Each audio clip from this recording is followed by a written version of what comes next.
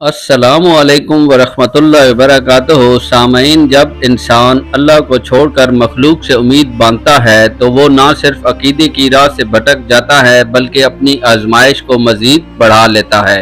ये वाक़या एक ऐसे ही मुआशरे का है जहाँ गद्दी नशीन और मुजावर लोगों को ये बावर कराते हैं कि कब्रों में मदफून औलिया हाजत रवा है, दुआओं के सुनने वाले हैं और ज़रूरतों को पूरा करने वाले हैं। मगर हकीकत ये है कि हाजत रवा सिर्फ अल्लाह की ज़ात है जो जिंदा है, सुनने वाला है और हर चीज़ पर कादिर है।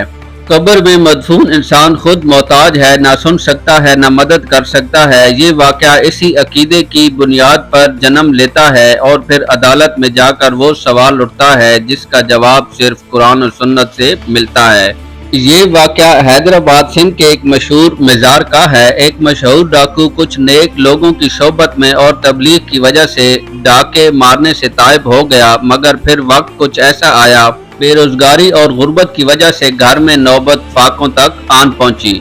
तो एक दिन एक बड़े वली के मज़ार पर गया और दुआ मांगने के बाद दिन दिहाड़े वहां छत पर लटका इंतहाई कीमती फानूस उतार लाया। मज़ार पर बैठे मुजाविर इसे जानते थे कि वो बहुत बहादुर और लड़ाका जंगजू है, सो उसे कुछ कहने या मुज़ामत करने की जुर्रत ना कर सके।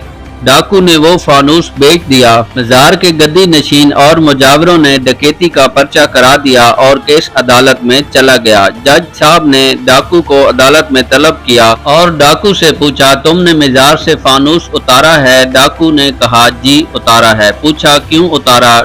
तो उसने जवाब दिया, घर में नौबत फाकों तक आ गई थी, मैं साहब मज़ार के पास हाजिर हुआ कि मेरी हाजत रवाई फरमाएं। साहब मज़ार ने कब्र के अंदर से फरमाया, ये फानूस तेरा हुआ, बेच कर जरूरत पूरी कर ले। मैंने फानूस उतार कर बेच दिया और अपनी जरूरत पूरी कर ली। जज साहब ने सर झुका लिया और कुछ देर ठहर कर गद्दी नशीन और मुजावरों से मुखातिब हुए कि या तो अपना अकीदा बदल लो और लिख कर दे दो कि वली कब्रों में ना सुनते हैं और ना हाजत रवाई करते हैं तो केस आगे चलाते हैं, या फिर हम आपके अकीदे के मुताबिक मान लेते हैं कि डाकू ठीक कहता है। गद्दी नशीन और मुजावरों ने कुछ देर सलाह मशवरे के बाद अपना केस वापस ले लिया। सामईन, जब अदालत में जज ने मुजावरों और गद्दी नशीन से कहा कि या तो मान लो कि कब्र वाला सुनता है और हाजत रवा है, या फिर केस वापस लो, तो वो लाजवाब हो गए, क्योंकि अगर वो मानते कि कब्र वाला कुछ नहीं कर सकता तो उनका अकीदा बातिल साबित होता, और अगर वो मानते कि वो हाजत रवा है तो फिर डाकू मुजरिम नहीं बल्कि इजाजत याफ्ता था।